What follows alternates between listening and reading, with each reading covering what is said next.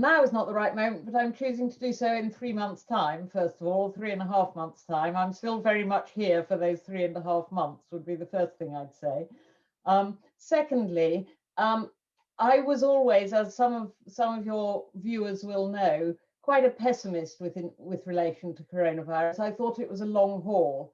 And frankly, if I waited till COVID had been banished from our shores, I would be a very old person indeed, I suspect, before I took this step. So my conditions were not about the state of the pandemic, it was about the state of BPT. And what I feel, and the two things that were important to me, was that the organization had become financially stabilized and that we'd taken the steps we needed to do that, and that there would be a cat's chance in hell, to use a phrase, of the trustees being able to go out and recruit.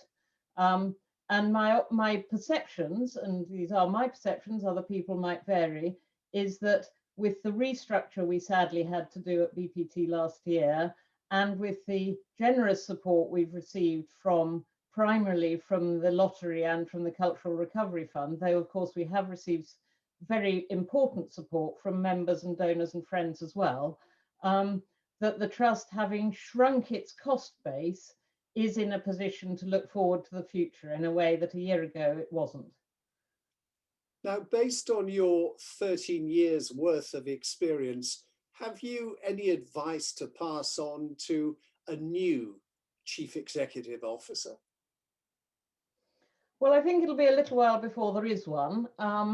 And so, like any new job, I hope they will listen and watch for a bit, but equally come with skills we perhaps don't yet anticipate, and an agenda that allows them to build on the Trust strategy and take it forward with energy and determination for the next 10 years or so.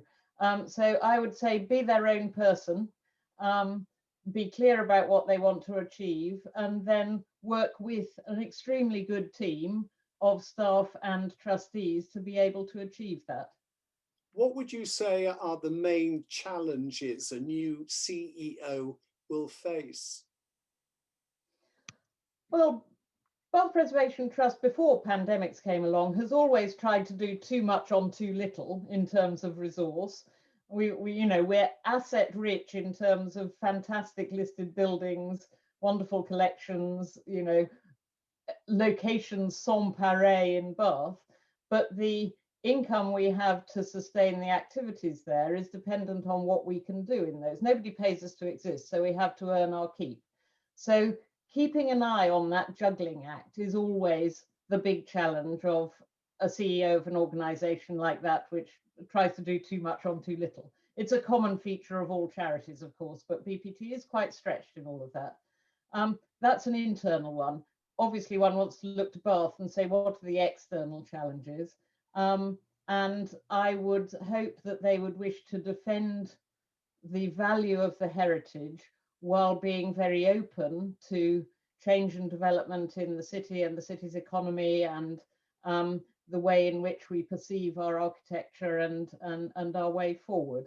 I think I've always been consistent in saying that caring about the heritage doesn't mean not looking forward and embracing the future. And as we know, many businesses in Bath rely on the heritage of the city, and even those that don't tend to reflect the heritage of the city in the way they promote themselves. So it's clearly very important to everyone, but I dearly hope that other areas of economy can grow, just as we hope that tourism will also come back. Looking back over your 13 years, many things have happened. You've achieved many things during those years, but if you could single out one particular thing that you are proud of, what would it be? Well, I suppose the physical, tangible thing has to be the transformation and expansion of number 1 Royal Crescent that we achieved with the lottery grant. But I would also point to, I'm cheating now, I'm giving you two things, one tangible and one intangible. The more intangible, and therefore possibly more fragile, is perhaps what I touched on in my last answer, which is that I hope that we've moved the argument on from people thinking it's heritage versus contemporary, and instead seeing the two as potentially complementary, and that we can embrace both and value both equally. Yeah, because BPT has an important role to play in rebuilding Bath's economy once we are post-COVID-19. Yes, I think, I mean, obviously we have a direct interest in the recovery of the tourist economy. And we will be working closely with our museum and other colleagues across the city to and Visit Bath in order to maximise, for instance, the Bridgerton effect, which we're all reeling from at the moment, and very much hope that the 63 million viewers worldwide will wish to come to see this fictional London where Bridgerton was filmed that happens to be Bath. And you know, I think actually it's an extremely fortunate fact that such a jolly romp has spread worldwide and shown the beauty of Bath, albeit a bit CGI'd, to the whole of the world. And so I hope that we can all build on that and see that recover.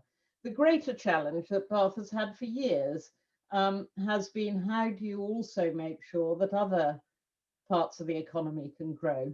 Build on all our fantastic, clever people at the universities who might love to stay in Bath but can't find the jobs in Bath to keep them busy and remunerated. And so it is in no way incompatible to say that you want tourism to come back, but that also you want the other areas of the economy where Bath could excel to grow in the city as well. I'm with you on that one.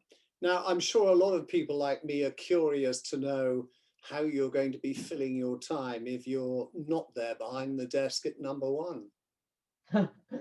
Well, my promise to myself even last year, and it's become louder and more clamorous for myself this year, is to have the summer off.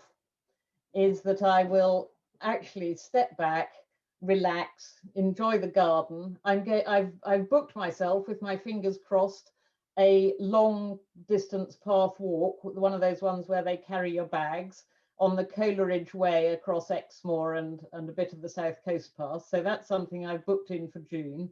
And I will then regroup, if you like, and put myself about a bit to be available for things to do from September.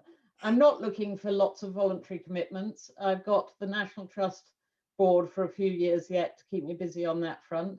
And I had 10 years experience of consultancy in the cultural sector before I joined BPT, and I suspect I will be looking at that again. So I'm open to offers, she said, cheaply, but I'm also not planning to do anything until I've had time to reflect. This has been a year where lots of things have happened that provoke reflection, and what I have lacked is the time in which to do that reflection. So I'm going to treat myself to some time to reflect.